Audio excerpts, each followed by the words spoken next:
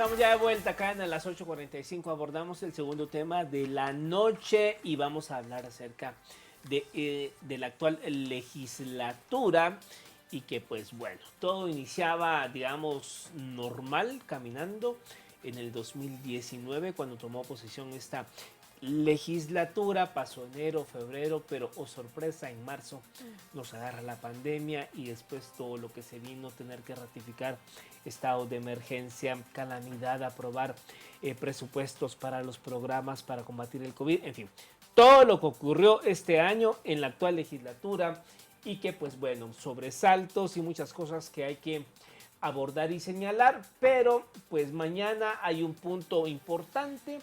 Después de todos los requerimientos y planteamientos para que se eligieran Corte Suprema de Justicia y Salas de Apelaciones, mañana la Comisión Permanente del Congreso ha convocado precisamente a una sesión extraordinaria para elegir magistraturas de cortes. ¿Va a ocurrir realmente eso? Bueno, vamos a hablar de todos estos temas con Alejandro Quinteros, analista del CIEM, y también con Luis Linares, analista de Así Es. A los dos, muy buenas noches y bienvenidos. Buenas noches, muchas gracias, Mario. Buenas, Encantado. buenas noches a ambos, un gusto tenerlos aquí con nosotros. Licenciado Quinteros, pues si usted nos puede empezar dándonos sus impresiones respecto a de qué forma también medir este tema de la efectividad y la eficiencia que ha tenido el Congreso de la República este año y también si cumplió con las expectativas que se tenían.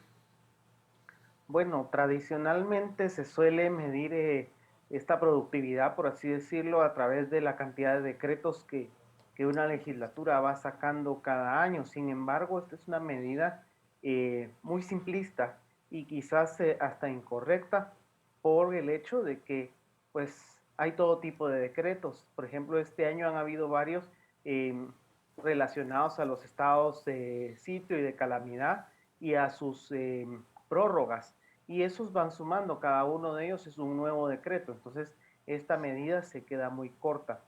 ¿Cómo poder medir al Congreso de la República? A través de su trabajo integralmente, no solo lo que realiza el Pleno, sino también lo que realizan las comisiones, tomando en cuenta las iniciativas de ley que han entrado, los dictámenes que se han realizado por parte de estas comisiones, si han cumplido con los tiempos que les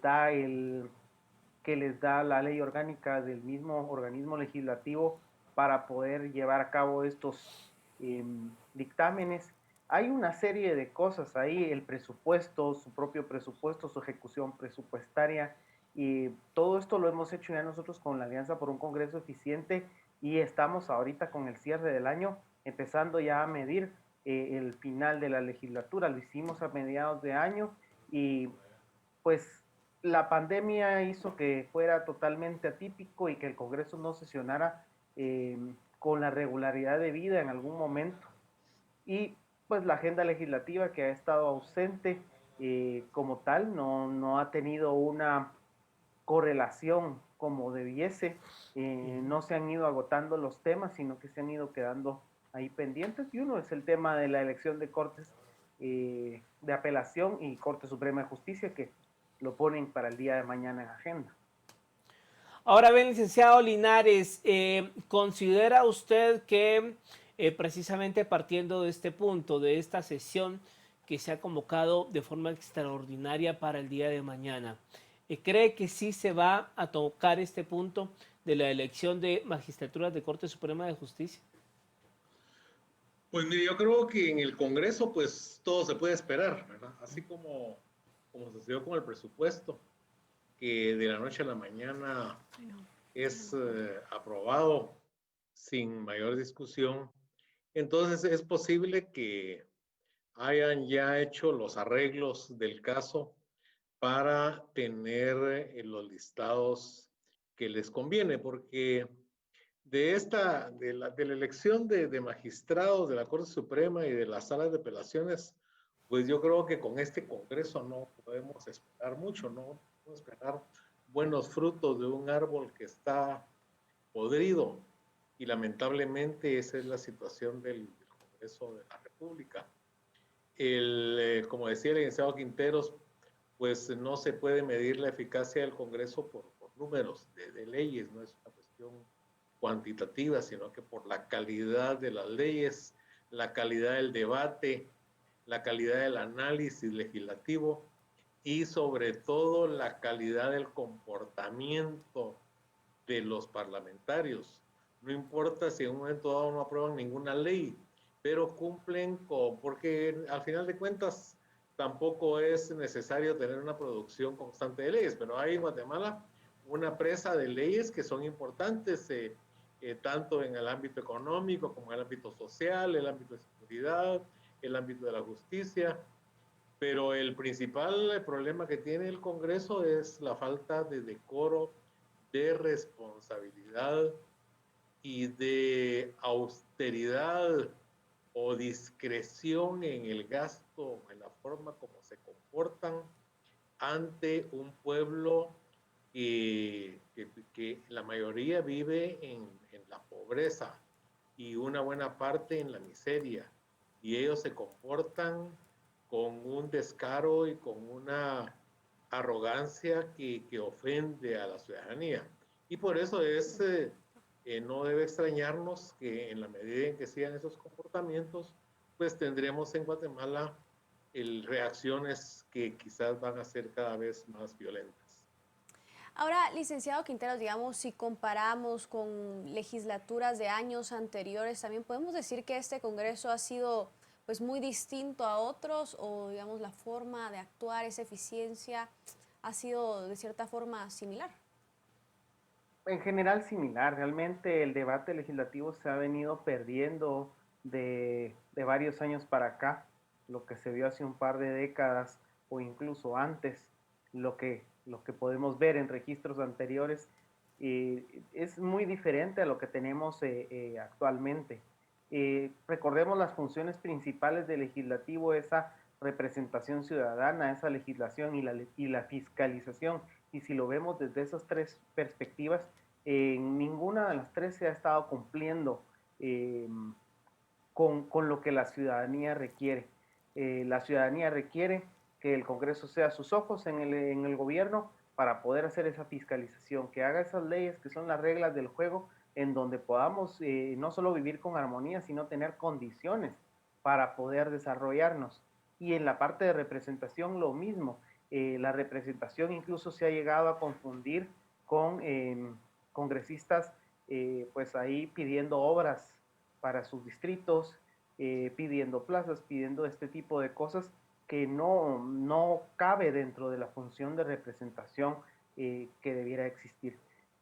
Sí ha venido habiendo algún declive, pues obviamente los funcionarios públicos en general, no solo del Congreso de la República, no son del todo responsables de sus actos.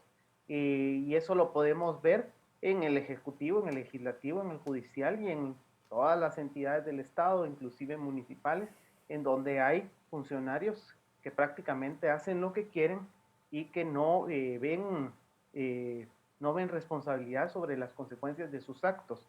En la medida en que esta responsabilidad no se vaya dando y que no exijamos rendición de cuentas, en este caso a los ciudadanos, a nuestros representantes, estas acciones como las que decía el licenciado Linares se van a seguir viendo, estas acciones negativas de parte de algunos diputados.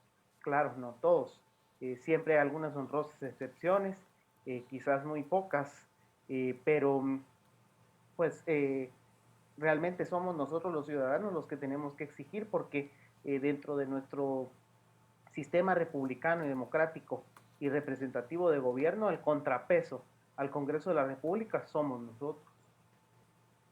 Ahora bien, licenciado Linares, ¿qué tanto puede abonar a la gobernabilidad?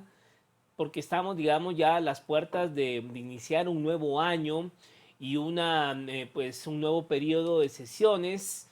Y digamos, estas últimas semanas han sido bastante convulsas para el Congreso de la República. Bueno, todo lo que ha ocurrido con las manifestaciones, digamos que la crisis en el Ejecutivo poco a poco ha ido menguando, pero en el Legislativo todavía hay cierta reclamo de la ciudadanía y uno lo puede ver en las manifestaciones de los últimos sábados. Ya no solo era el tema de el presidente, sino que era el tema también de la Junta Directiva del Congreso, diputados de oposición pidiéndole la renuncia a la misma Junta Directiva del Legislativo. O sea, ¿cómo entrar a un nuevo año y garantizar una gobernabilidad en el legislativo cuando se vienen arrastrando esos problemas? Pues partiendo de la pregunta anterior que le hacía el licenciado Quinteros sobre el comportamiento comparado con otras legislaturas. En Asíes hemos hecho desde hace más de 20 años unos estudios de cultura democrática y siempre el Congreso, junto con los partidos políticos, son las instituciones peor calificadas. O sea, el Congreso mantiene una imagen negativa ante la población que creo que es bien ganada, no es producto del prejuicio ni de que la ciudadanía sea demasiado exigente o que no está conforme con nada. Y también, como decía el licenciado Quinteros, siempre en todas las legislaturas ha habido honrosas excepciones. Cuando hablamos del Congreso, que es esto y lo otro, pues siempre hay que tener presente que no todos se merecen esos calificativos. Ahora, el principal problema con el Congreso de aquí al futuro es la persistencia del pacto de corruptos. En el Congreso estamos viendo una mayoría parlamentaria similar a la trinca infernal que hubo en tiempo de Jorge Serrano, que tenía prácticamente cautivo al gobernante. El gobierno actual pues tiene una minoría de diputados en el Congreso, una bancada con gente poco relevante, podríamos decir, una bancada muy gris, y esto pues y el no tener ni siquiera un tercio de la legislatura, no contar con una mayoría propia, pues llevó al presidente, al gobierno, al ejecutivo a pactar con bancadas, que incluso hay una que es conocida dentro y fuera de Guatemala como una narcobancada.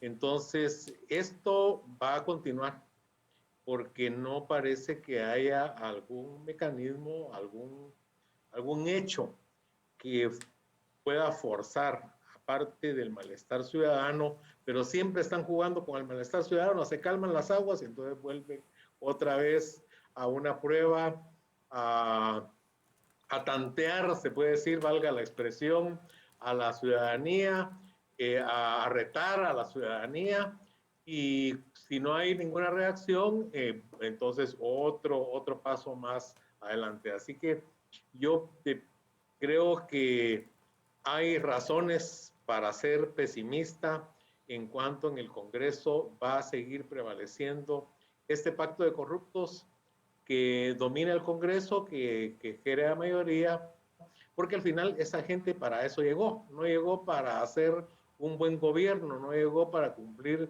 esa función de pesos y contrapesos, de fiscalizar, de ser los ojos de la ciudadanía, sino que llegó a medrar del cargo público. Entonces, lamentablemente de esa mayoría no podemos esperar mayor cosa.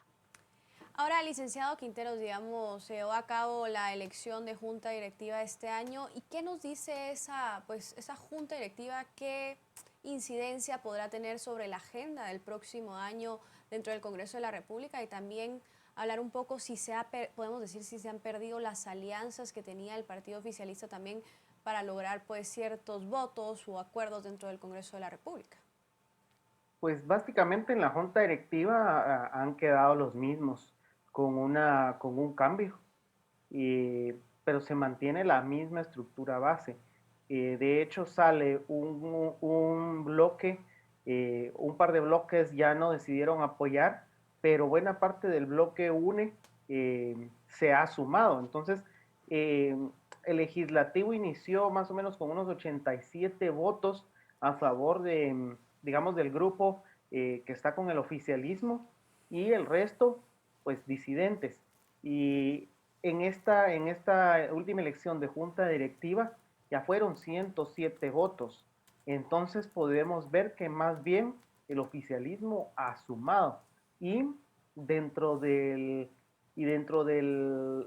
digamos, del esquema en que se organiza el legislativo para conocer o para poner la agenda que va a estar siguiendo, esta más que de la junta directiva depende de la junta de jefes de bloque, en donde cada uno de los bloques, independientemente de su tamaño, tiene un voto, y son 19 bloques los que tenemos y 19 bloques los que se tienen que poner de acuerdo. Entonces, ese es un número clave, la mitad más uno, 10 bloques, los que tienen que estar dentro de algún grupo para poner la agenda legislativa. Porque la junta directiva únicamente la propone, pero es esta junta de jefes de bloque la que la lleva al pleno.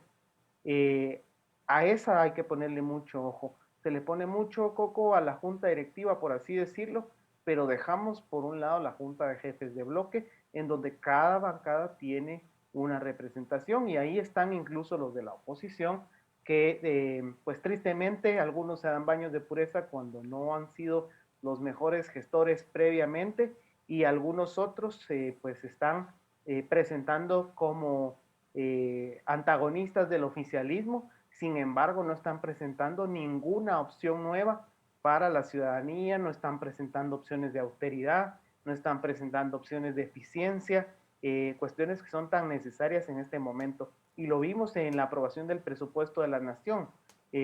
Salieron varias bancadas ahí a ponerse en contra del presupuesto, de su aprobación, por la forma pues en que se llevó a cabo, pero no por las cantidades y no necesariamente por algunas asignaciones negativas y por el fondo del negativo del presupuesto, que viene de cuestiones como los pactos colectivos y otras cuestiones negativas como estas, sino más bien se ponen en contra porque no lo repartieron ellos.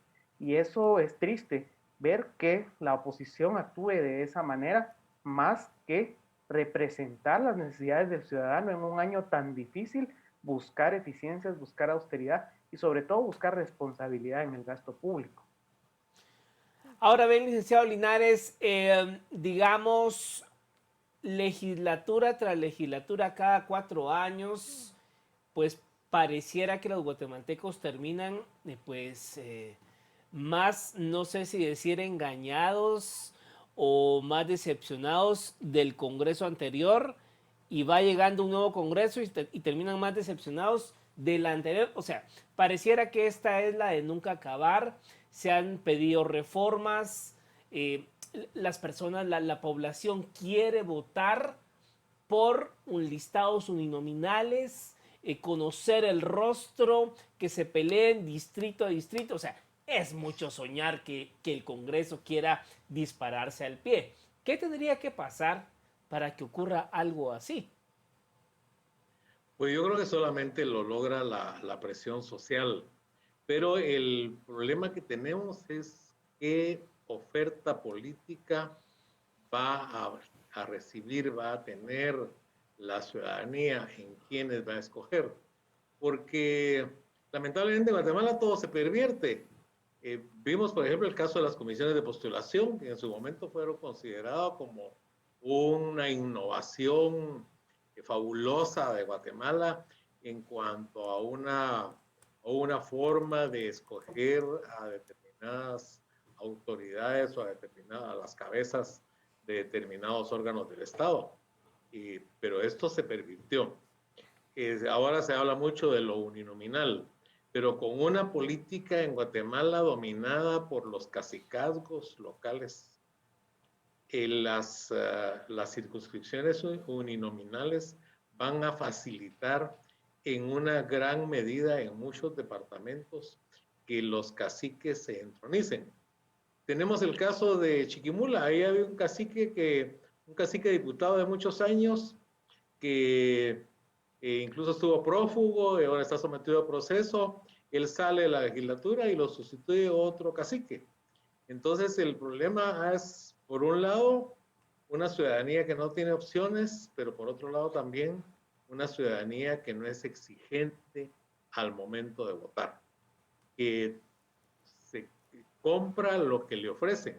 Entonces, no puede haber democracia sin demócratas. Y ese es el problema que tenemos en Guatemala. Y también vemos algunos partidos nuevos pero que llegaron con viejas figuras. Y esas viejas figuras que llegan al Congreso, como algunos de los que, en el caso, digamos, del Partido Humanista, una persona, un candidato de una personalidad interna, de un peso internacional grande, pero llega con diputados, gente de la vieja escuela. Entonces, porque llegan a la conclusión de que si no jalamos a este tipo de políticos no podemos ganar. Y entonces se embarran, se contaminan de lo que ya es esa práctica política mafiosa. Así que cómo salir de este pantano, pues se requieren muchas medidas y muchas acciones, pero creo que por donde podemos comenzar es por una ciudadanía más activa y más exigente, que pida calidad. Y si no hay esa calidad, pues que force a que aparezca, porque es la única forma como podremos rescatar la democracia y cómo podemos rescatar el sistema democrático republicano representativo para que sea realidad ese sistema de contrapesos que nos permita una democracia más genuina. Ahora, licenciado Quinteros, ¿qué esperar del día de mañana con esta agenda en el tema de elección de magistrados de Corte Suprema de Justicia y Corte de Apelaciones? Digamos, no, ya ha pasado un año desde que tuvieron que tomar posesión, digamos, no todo es culpa del Congreso el que estemos hasta un año y un poco más después aquí hoy, pero digamos, ¿vamos a ver algún tipo de acuerdo mañana o esperaremos de igual forma hasta el próximo año para esta elección tan importante de uno de los poderes del Estado? Pues como bien lo menciona, licenciada, esta cuestión empieza como problema desde la Corte de Constitucionalidad, que le dio más énfasis a, a la ley de la carrera judicial por sobre la Constitución Política de la República y sus plazos improrrogables. Y esto es pues lo que abrió el problema que nos tiene hoy aquí platicando y que el Congreso de la República le ha seguido dando vueltas. De hecho, esta legislatura no había sido electa cuando ya el problema lo era. ¿Qué podemos esperar mañana? Yo le diría que no mucho. Primero, que se junte el quórum. Como lo hablamos hace un momento, si están poniendo esto en agenda cuando lo habían tenido para el último lugar o en el último lugar durante varios meses, pues puede ser una señal de que hay algunas, digamos, consensos o algunas negociaciones que se hayan podido dar para iniciar este proceso. Pero recordemos también que la misma Corte de Constitucionalidad dictó un procedimiento que es contrario a la ley orgánica del legislativo en cuanto a la forma de votación, en donde cada diputado tiene que ir razonando su voto sobre la honorabilidad o no del candidato, cuestión que ya hicieron las comisiones de postulación en su momento y el Congreso no tendría que hacer. Y esto nos va a llevar a que este proceso de elección de cortes, por la cantidad de personas que hay que elegir, recordemos que estamos hablando de casi 300 candidatos para ambas cortes y que se tienen que elegir más de, pues casi las 200 personas, entre los 296. Esto puede llevar años. Podría terminar la legislatura y llegar el momento en que empiece la siguiente y en que tendría que terminar este periodo constitucional de los magistrados de la Corte Suprema de Justicia que no acaba. ¿Por qué? Porque el procedimiento que dictó la Corte de Constitucionalidad simplemente es irreal, impráctico y va contra el principio de la eficiencia que nos permite el tablero electrónico, por ejemplo, dentro del Congreso de la República, en donde queda bien plasmado cómo votó cada representante y lógicamente si un representante está votando por un candidato, pues es porque lo considera idóneo para el cargo, si no, no lo haría. Entonces esta duplicación a la que llevó la Corte de Constitucionalidad puede hacer que este proceso se alargue cualquier cantidad de tiempo. Tendrían que pasar por lo menos 100 sesiones de 8 horas para que el Congreso logre completar esto si cada voto, cada legislador por cada candidato lo hace en 1 minuto y no hay necesidad de más vueltas, como ya se dio cuando esta misma legislatura eligió a principio de año al Tribunal Supremo Electoral, en donde se dieron varias vueltas. Bueno, muchas gracias a ambos por haber estado con nosotros esta noche en las 8:45. Gracias. Muchas gracias a ustedes. Gracias. Feliz noche. Encantado. Feliz Muchas noche. gracias, feliz noche. Bueno, Marinés, a estar muy pendientes mañana qué ocurre en el Congreso de la República en Así es, cuanto a María. esta sesión que se ha convocado. Así es, sobre todo porque es el tema de elección de uno de los poderes del Estado, ¿no? Que ya va bastante atrasado, pero habrá que ver si primero pues se logra que hayan diputados dentro de la sesión, ¿no? El quórum.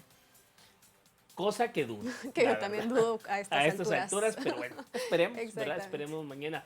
Gracias a ustedes en casa. Tengan un reparador descanso.